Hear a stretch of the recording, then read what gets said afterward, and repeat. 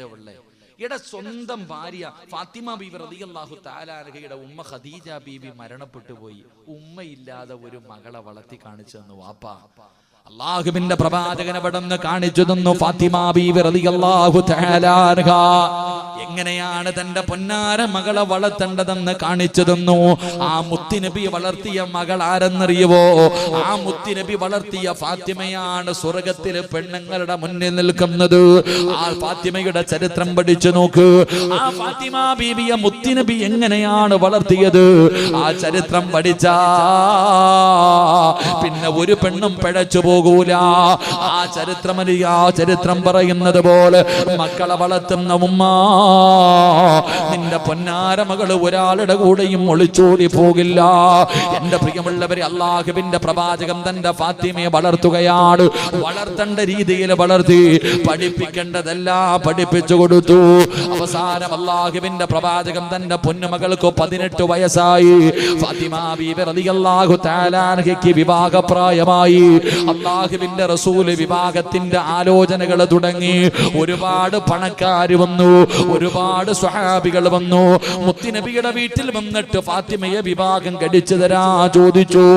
ഒരാൾക്കും അല്ലാഹുവിന്റെ റസൂല് വിവാഹം കഴിച്ചു കൊടുത്തില്ല. പിന്നെ ആർക്കാ കൊടുത്തതെന്നറിയുമോ? മഹാനായ സയ്യിദുനാ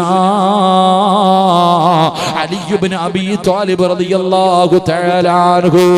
ആരുടെയെങ്കിലും കയ്യിൽ പിടിച്ചു കൊടുത്താ സ്വർഗം കിട്ടൂല. എന്റെ പ്രിയമുള്ളവരെ, അതുകൊണ്ടാണ് അല്ലാഹുവിന്റെ റസൂല് പറഞ്ഞത് തുൻകഹുൽ മർഅതു ലി അർബഈൻ. മുത്തുനബി അവിടുന്ന് 4 കാര്യങ്ങൾ പറഞ്ഞു തന്നു.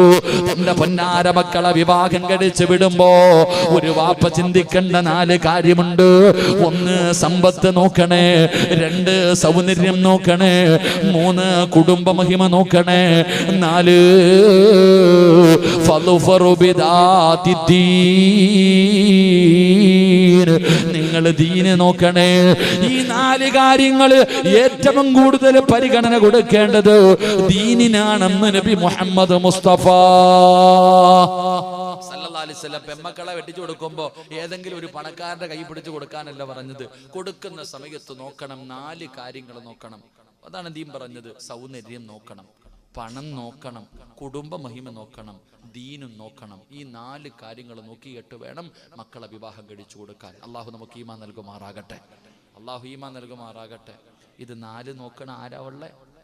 ഇത് 4 നോക്കണ ആരാ ഉള്ളേ? എടാ, പട്ടച്ചാരായ മടിക്കുന്നവനാണെങ്കിലും പണം ഉണ്ടെങ്കിൽ കെട്ടിച്ചു കൊടുക്കും. അവ എങ്ങനെ ഇവിടെ നടക്കട്ടടാ? ഇന്ന് 60 അടിക്കുന്നവനേ കൊടുക്കൂ. അതാണല്ലോ കല്യാണം കഴിഞ്ഞ് ആദ്യ രാത്രി 4ാം കാലി കയറി വരുമ്പോ മണവാട്ടി ചോദിക്കുക, എന്തേക്ക കാലാടുന്നേ? കൂട്ടുകാരെല്ലാരും കൂടെ നിർബന്ധിച്ചപ്പോൾ ഒരു ഇത്തിരി കഴിച്ചു. ഓള് പറയും, കുഴപ്പമില്ല, ഇനി കഴിക്കില്ലട്ടാ ഇതന്നെ.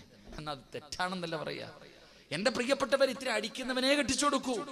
എല്ലാം ഇങ്ങനെ അവിടെ ഇവിടെയും ശമ്പുവും വെച്ചിട്ട് കുറെ എണ്ണത്തിന്റെ ഒക്കെ മുടി കണ്ട എന്നാ മോഡലെന്നറിയോ? പെണ്ണ് കാണാൻ വരുമ്പോഴുള്ള മോഡല്.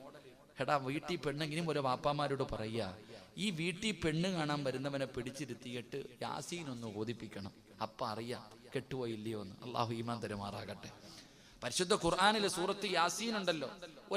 ഒരു മുബീൻ ഓതടാന്ന്. അവൻ ചോദിക്കും, മുബീനോ എന്താ സാധനം നയിക്കും ചില ചെറുപ്പക്കാർ. അങ്ങനെയൊക്കെ ഒന്ന് ചെയ്യിപ്പിക്കണം സഹോദര. ദീനുള്ളവർക്ക് വേണമെങ്കിൽ. അല്ല, പണം ആർക്ക് വേണോടെ ചങ്ങാതി? പണം നോക്കിയിട്ട് ഒരിക്കലും പെണ്ണ് കെട്ടുകയും ചെയ്യരുത്, കണ്ടിച്ചു കൊടുക്കുകയും ചെയ്യരുത്. മൻ തസവ്വജ ലിംറഅതി മാലിഹ, ഏതെങ്കിലും ഒരു മനുഷ്യൻ പണം ഈമാൻ നൽകുമാറാകട്ടെ. ഞാൻ പറയുന്നത്, പണം നോക്കിയിട്ട് പെണ്ണ് കെട്ടിയ യതീംഖാനയിലാകും. അള്ളാഹു കാക്കുമാറാകട്ടെ.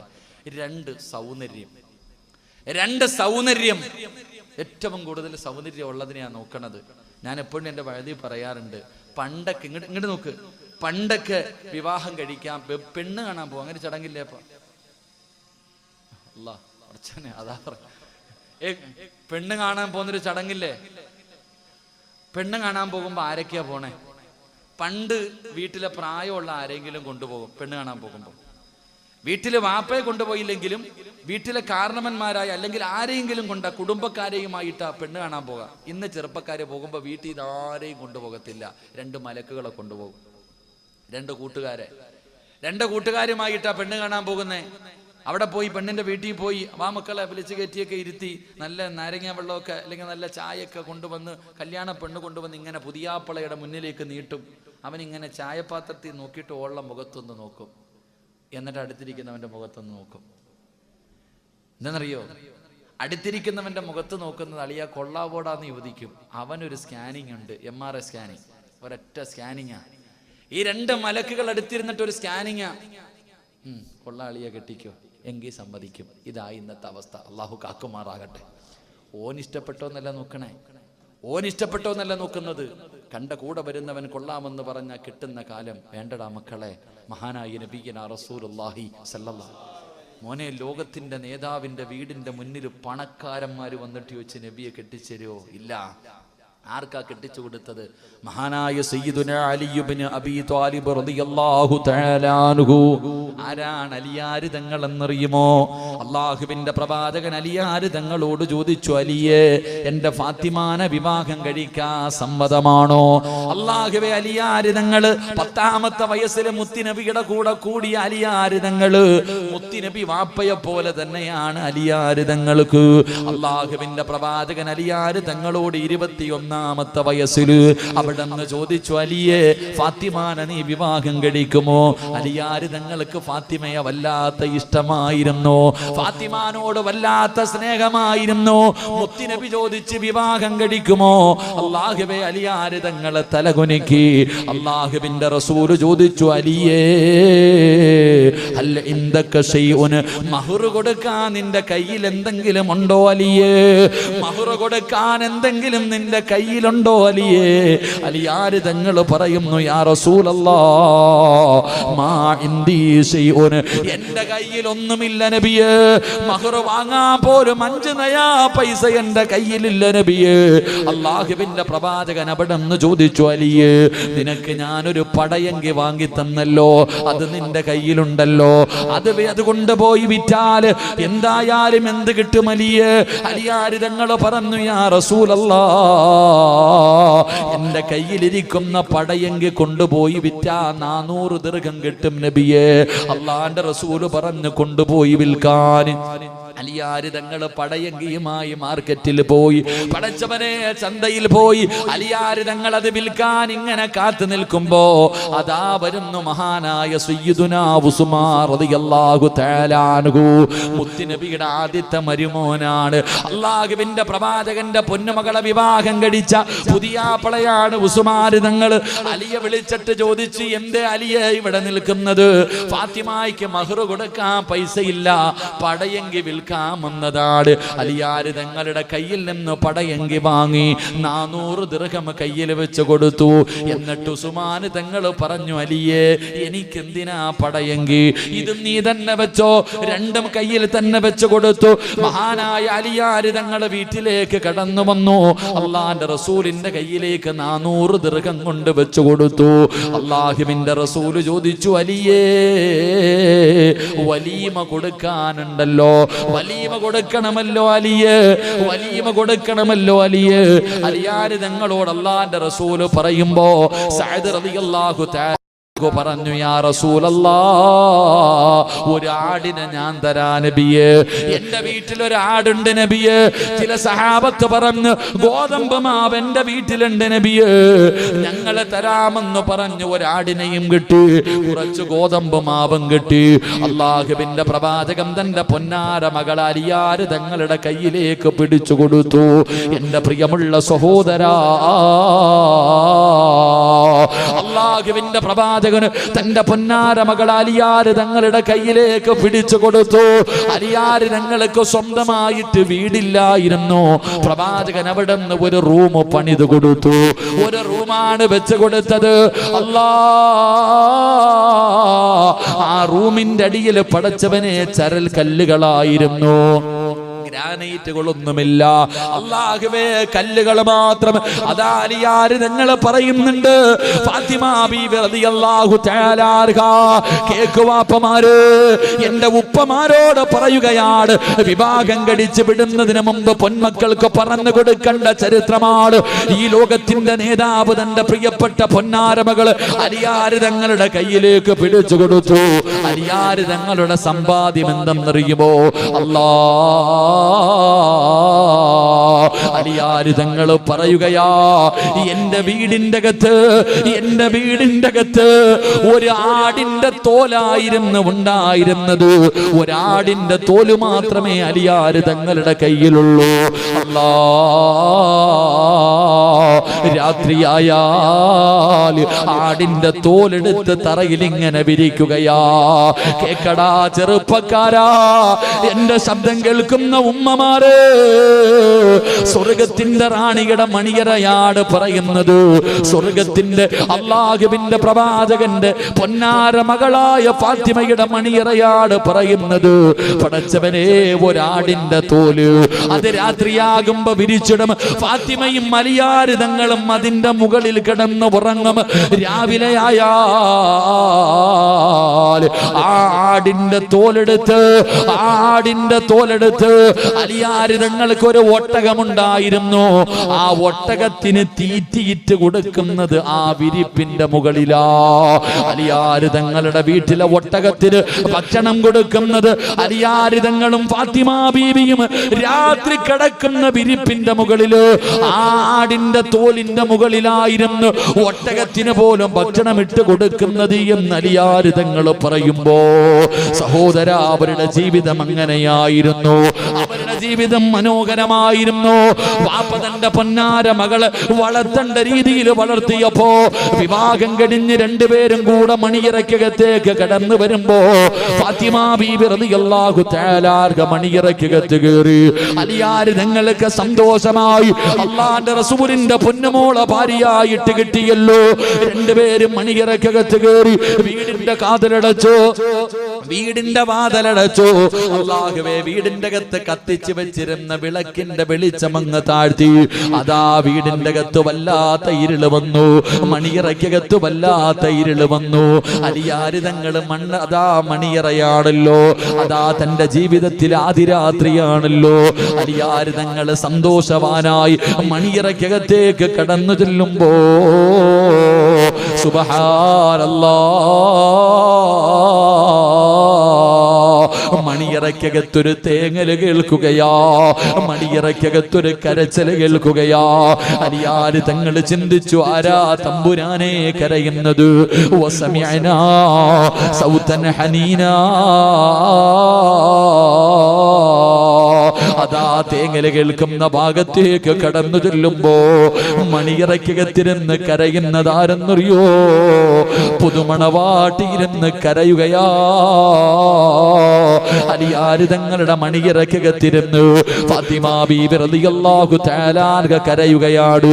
അലിയാര് തങ്ങൾ ചോദിച്ചു, ഫാത്തിമ, എന്തിനാണ് നീ കരയുന്നത്? എന്നെ ഇഷ്ടമായില്ലേ ഫാത്തിമ?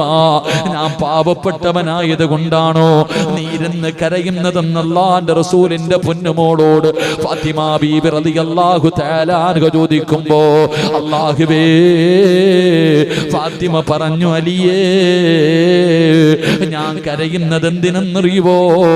ഈ മണിയറയ്ക്കകത്ത് കത്തിച്ച് വെച്ചിരിക്കുന്ന വിളക്കങ്ങ് പെട്ടെന്ന് അണച്ചപ്പോ ഇതിനകത്ത് വല്ലാത്ത ഇരുള് വന്നല്ലോ. ഇതിനകത്ത് വല്ലാത്ത ഇരുട്ട് വന്നല്ലോ. ഈ ഇരുട്ട് കണ്ടപ്പോ എനിക്ക് ഖബറ് ഓർമ്മ വന്നു അലിയേ.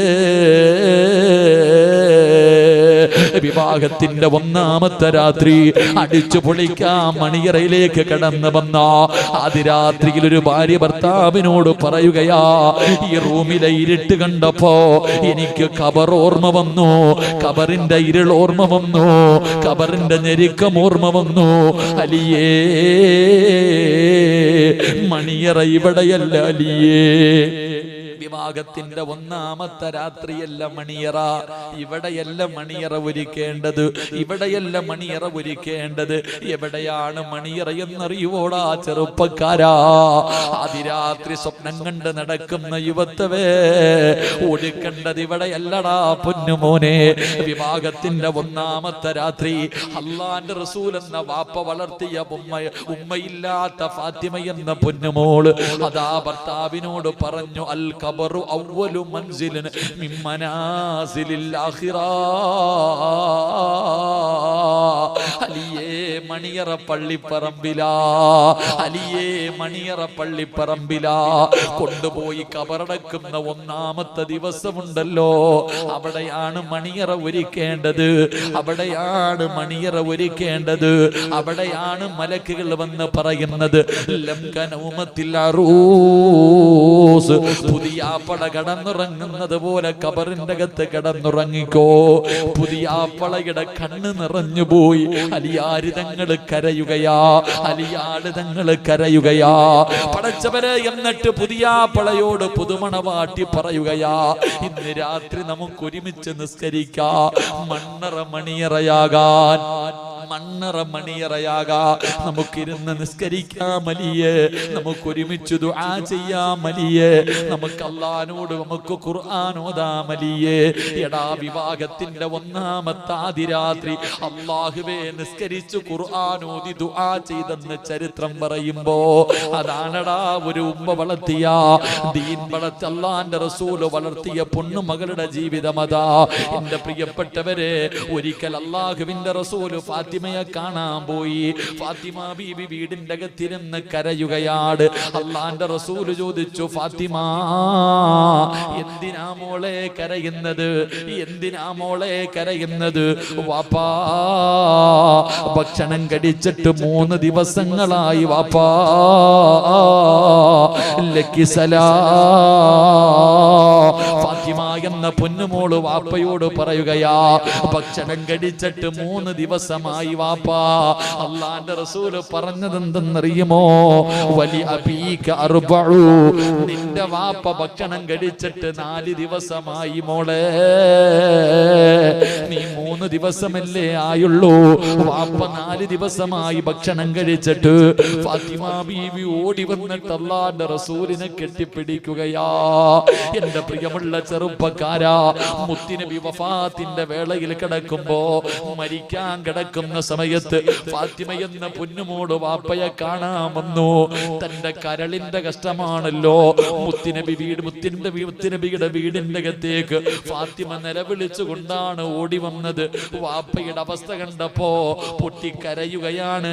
അല്ലാഹുവിന്റെ റസൂല് ഫാത്തിമാനെ അടുത്ത് വിളിച്ചു, ഫാത്തിമാനെ അടുത്ത് വിളിച്ചു, ചെവിയിൽ പറഞ്ഞു, മോളെ വാപ്പാടെ മരണമെടുത്തു, വാപ്പാടെ മരണമെടുത്തു. എല്ലാ റമളാനിലും ഞാൻ ഒരു വട്ടം ഖുർആൻ മുഴുവനും ജിബ്രീലിനെ ഓതി കേൾപ്പിക്കാറുണ്ട്. ഈ പ്രാവശ്യം 2 പ്രാവശ്യം ഓതി കേൾപ്പിച്ചു. എന്റെ മരണം നീയാണ് അടുത്തതായി മരിക്കുന്നതെന്ന് അല്ലാഹുവിന്റെ റസൂല് പറയുമ്പോ, എന്റെ വാപ്പയില്ലാത്ത ലോകം എനിക്കിനി വേണ്ട, എന്റെ വാപ്പയില്ലാത്ത ലോകം എനിക്ക് വേണ്ട. മരിക്കുമെന്ന് വാപ്പ പറഞ്ഞപ്പോഴും മകള് ചിരിച്ചടാ പൊന്നുമോനെ. ആ ഫാത്തിമ ബീവി ഉണ്ടല്ലോ, മരിക്കുന്നതിന്റെ തലേ ദിവസം വാപ്പ എങ്ങനാ വഫാത്തായത്? ഭാര്യയുടെ മടിയിൽ കിടന്നിട്ട്, ആയിഷ എന്ന തന്റെ പ്രിയപ്പെട്ട 16 വയസ്സുള്ള ഭാര്യയുടെ മടിത്തട്ടിൽ കിടന്നിട്ട് വാപ്പ പോയി. ആ വാപ്പയുടെ മകളുണ്ടല്ലോ, മരിക്കുന്നതിന്റെ അന്ന് അലിയാര് തങ്ങളുടെ മടിയിൽ തലവെച്ചു, തന്റെ ഭർത്താവിന്റെ മടിയിൽ തലവെച്ചു. എന്നിട്ട് പറഞ്ഞു, അലിയേ ഞാൻ മരിച്ചാൽ എന്നെ പകല് കൊണ്ടുപോയി കബറടക്കരുത്, എന്നെ പകല് കൊണ്ടുപോയി കബറടക്കരുത്, എന്നെ രാത്രിയിലെ കബറടക്കാവൂ. അലിയാര് തങ്ങൾ ചോദിച്ചു, എന്തേ ഫാത്തിമ? അലിയേ, എന്റെ ശരീരം നിങ്ങളല്ലാതെ മറ്റാരും ഇന്ന് വരെ കണ്ടിട്ടില്ല. അല്ലാഹുവേ, എന്റെ മയ്യത്ത് പൊതിയുന്നത് അന്യപുരുഷന്മാരാണ്, എന്റെ മയ്യത്ത് ചുമക്കുന്നത് അന്യപുരുഷന്മാരാണ്, എന്റെ മയ്യത്ത് കബറിൽ ഇറക്കി വെക്കുന്നത് അന്യപുരുഷന്മാരാണ്.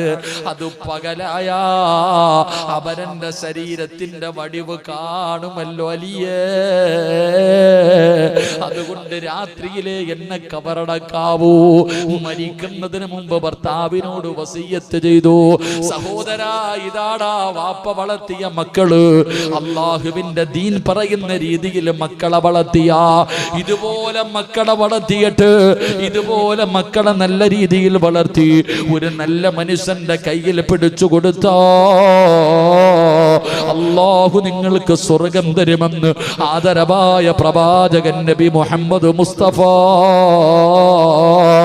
സല്ലല്ലാഹു അലൈഹി വസല്ലമ തങ്ങൾ പറയുമ്പോ എന്റെ പ്രിയമുള്ളവരെ, മഹാനായ അനസ് തങ്ങൾ പറയുകയാണ്, നാളെ പ്രവാചകന്റെ കയ്യിൽ പിടിച്ച് സ്വർഗത്തിലേക്ക് കടന്നു പോകുന്ന രണ്ടാമത്തെ വിഭാഗം മാതാപിതാക്കളാണ്.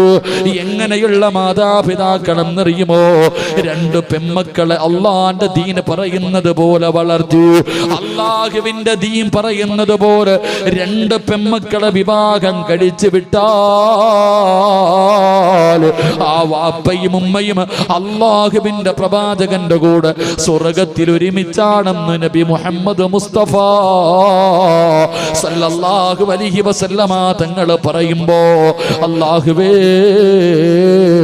പടച്ചവനെ, പെൺമക്കളെ വിവാഹം കഴിച്ചു വിട്ട വാപ്പമാർ അവർക്ക് ഈ പ്രതിഫലം കൊടുക്കണേ അല്ലാ, അവർക്ക് ഈ പ്രതിഫലം കൊടുക്കണേ അല്ലാ.